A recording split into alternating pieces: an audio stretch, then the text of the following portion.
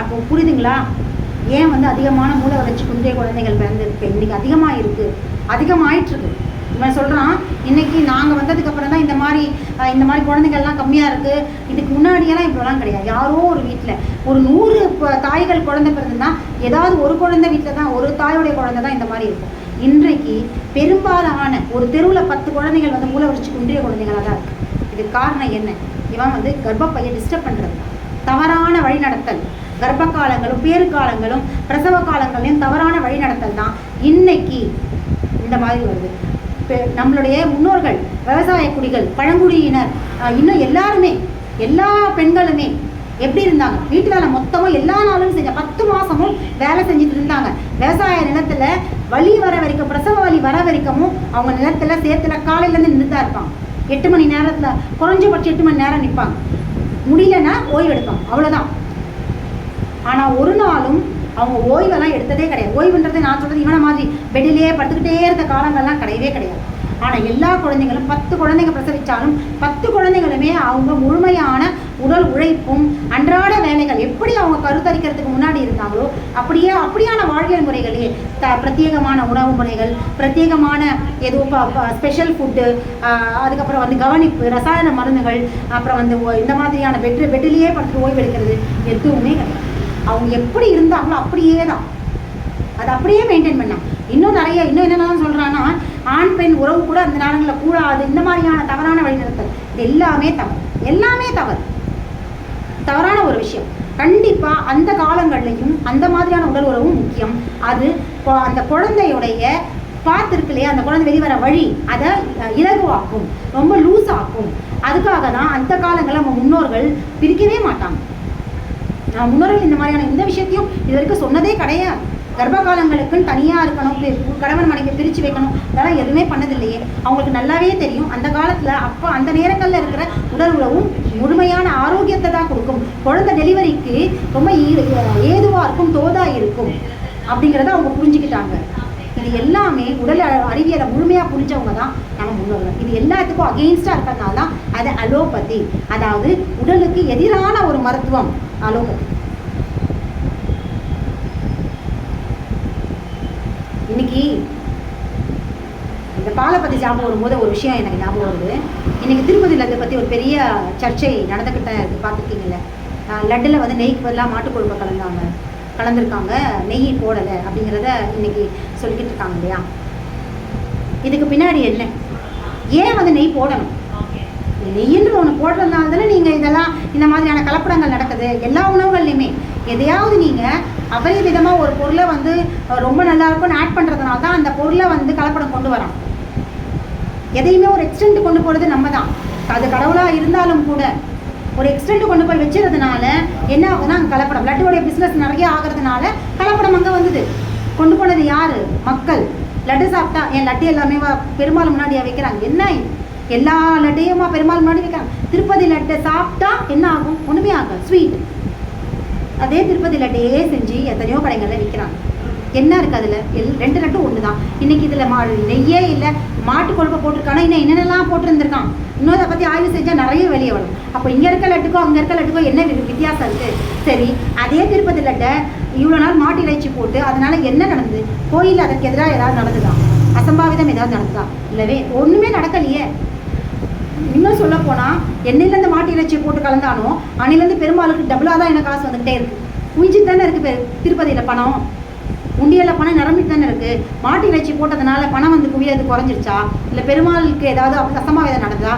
கோயிலில் ஏதாவது நடந்ததா? அப்போது மூட நம்பிக்கை எங்கே இருக்குது? அது தவறு.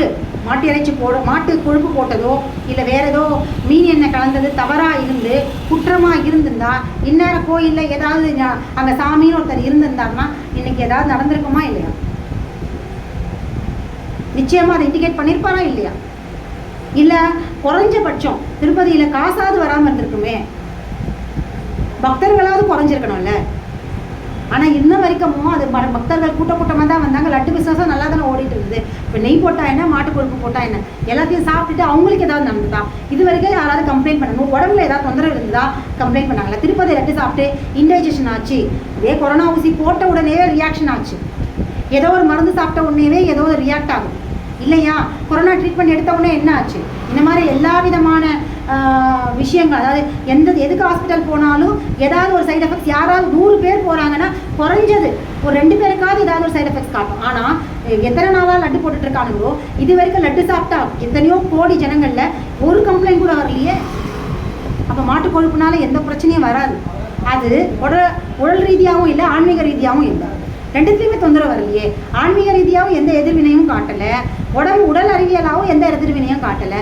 அப்போ நெய்யாக இருந்தா என்ன, மாட்டு கொழுப்பு, ரெண்டுத்தையுமே உடம்பு அரைச்சி வெளியே தள்ளிடுச்சு.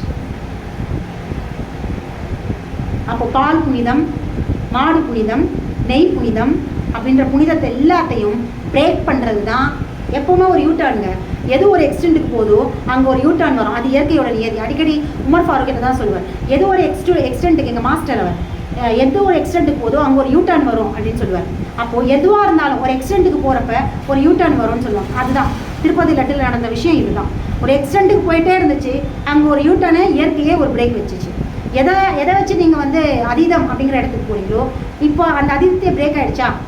ஏன் எல்லா பிராமின்ஸ்லேருந்து, நான்வெஜ் சாப்பிடாதவங்கலேருந்து, ஜெயின்லேருந்து எல்லாருமே இப்போ அந்த லட்டை சாப்பிட்ருப்பாங்களே. எல்லா கம்யூனிட்டி பீப்புளும் ஒருத்தராவது அதை சாப்பிட்ருப்பாங்கல்ல. இப்போ உடஞ்சிருச்சா? அப்போ எல்லாருமே நான் வெஜிடேரியன் ஆகிட்டோமா? நான்வெஜ்ஜுக்கு எதிராக கொடை பிடிச்சிட்டு இருந்தாரு நம்ம பிரதமர். குஜராத்தில் நான்வெஜ் ஹோட்டலெல்லாம் எரிச்சார், ஆட்டுக்கறியே சாப்பிடக்கூடாதுன்ட்டு தடை போட்டார். இன்னும் ஏகப்பட்ட விஷயங்கள் நான்வெஜ்ஜுக்கு எதிராக செஞ்சார். சாப்பிட்றத பாவமா, மகா பாவம், வெஜிடேரியன் தான் சாப்பிடணும் சொன்னார். இன்னைக்கு அதே பிரதமரே எத்தனை லட்டு சாப்பிட்ருக்காருன்னு தெரியல இத்தனை மாதங்களில். இன்னைக்கு எல்லாருமே இந்தியா ஃபுல்லாக இருக்கிறவங்க எல்லாருமே சாப்பிட்டாங்களா? அப்போது இனிமேல் யாருமே வெஜிடேரியனே கிடையாது, எல்லாருமே இனிமேல் நான் வெஜிடேரியன் தான். வச்சாங்களா டாட்டு இயற்கை வச்சுதா? இதுதான் நீ செயற்கையாக இந்த பிரபஞ்சத்தோட சிஸ்டத்தை எப்படி நீ தவறாக புரிஞ்சுக்கிட்டு அதை நீ கைக்குள்ளே கொண்டு வரணும்னு நீ நினச்சாலும் இயற்கை ஒரு இடத்துல உனக்கான பிரேக்கை வைக்கும். நீ எதிர்பார்க்காத ஒரு விஷயம் நடந்துதா? இயற்கையை நீ இல்லை யார் நினச்சாலும் அதை புரிஞ்சிக்கவே முடியாது. அது சிஸ்டம் இருக்குது, கரெக்ட், ஒரு சிஸ்டமேட்டிக்காக தான் ஒர்க் ஆகும். அந்த சிஸ்டத்தை நீ தவறாக மிஸ்யூஸ் பண்ணி அதை புரிஞ்சுக்கிட்டு நீ வேறு மாதிரி, அதை நம்ம முன்னோர்கள் சரியாக புரிஞ்சுக்கிட்டு அதை சரியாக வந்து கொண்டு போய் கடத்தினாங்க, அதை அடுத்தவங்களுக்கு சொல்லிக் கொடுத்தாங்க. அப்போ அது எதுவுமே சிஸ்டம் கரெக்ட் ஆகலை. நீ எப்போ அதை வந்து அந்த சிஸ்டமை புரிஞ்சுக்கிட்டு அதை கரெக்ட் பண்ணணும், மனித குலத்திற்கு எதிராக நீ செயல்படணும்னு நினச்சியோ, அதை அதோட சிஸ்டமாக அதை உருவாக்குன அதுக்காக அதால் அதை டேர்ன் பண்ண தெரியாதா? நீ கம்ப்யூட்டரை நீ தானே செஞ்ச, அதே நீ என்ன ப்ரோக்ராம் கொடுத்துருக்கியோ அதை ப்ரோக்ராமை மாற்றக்கூடியது கூடிய ஐடியா உனக்கு தெரியாதா? மனிதன் உனக்கே தெரியும் போது இயற்கைக்கு தெரியாது? தான் உருவாக்குன சிஸ்டத்தை அப்படியே உல்ட்டா பண்ண தெரியாது? நீ நினச்சி வச்சிருக்க கணிப்புலேருந்து வேற மாதிரியான ஒரு ப்ராசஸை உருவாக்க தெரியாது? மனிதனுடைய அறிவுக்கு அப்பாற்பட்டது தான் இந்த பிரபஞ்சத்துடைய சிஸ்டம்.